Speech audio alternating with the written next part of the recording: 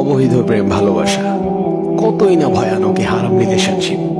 আপনি 5 ওয়াক্ত সালাত আদায় করছেন, রুটিন করে নিয়মিত কোরআন তেলাওয়াত করছেন, আপনি পর্দা করছেন, রাসূল সাল্লাল্লাহু আলাইহি ওয়াসাল্লামের সুন্নাহ মেনে চলছেন, নিয়মিত কতই না দোয়া করে যাচ্ছেন, আর এর পাশাপাশি আপনি কন্টিনিউ করে যাচ্ছেন একটি হারাম রিলেশনশিপ অর্থাৎ জিনা, যা হচ্ছে কবিরা গুনাহ। তওবা ছাড়া এর কোনো ক্ষমা নেই। স্বয়ং আল্লাহ তাআলা জিনার ব্যাপারে বলেছেন, আউযু বিল্লাহি মিনাশ শাইতানির রাজীম, লা তাকরাবুজ জিনা, তোমরা জিনার ধারে কাছেও যেও না।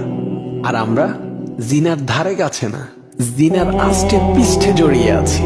শেষ পর্যন্ত হারাম রিলেশনে থাকা মানুষটিকে জীবনসঙ্গী হিসেবে পাবেন কিনা তারও কোনো নিশ্চয়তা নেই। অধিকাংশ হারাম সম্পর্কের শেষ পরিণতি বিচ্ছেদ অথবা ধোঁকা, অথচ পাপগুলো আপনার আমলনামায় থেকেই যাবে।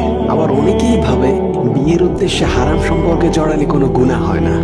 ভাই, হজ কিংবা কোরবানি করার নিয়তে কি চুরি ডাকাতি করা জায়েজ আছে? যদি এইটা জায়েজ না হয়, তাহলে তুমি কি করে ভাবো বিয়ের উদ্দেশ্যে হারাম সম্পর্কে জড়ানো জায়েজ হবে? আবার অনেকেই ভাবে বিয়ে করে নিলে হারাম রিলেশনের গুনাহ মাফ হয়ে যাবে।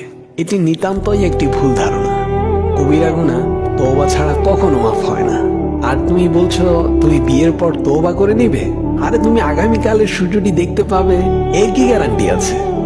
চোখগুলো বন্ধ করার পর আর নাও তো খুলতে পারে। তাই আসো, হারাম সম্পর্ককে না বলি, হালাল সম্পর্ক গড়ে তুলি। ভিডিওটি ভালো লাগলে শেয়ার করে দিবেন। আসসালামু আলাইকুম ওয়া রাহমাতুল্লাহ।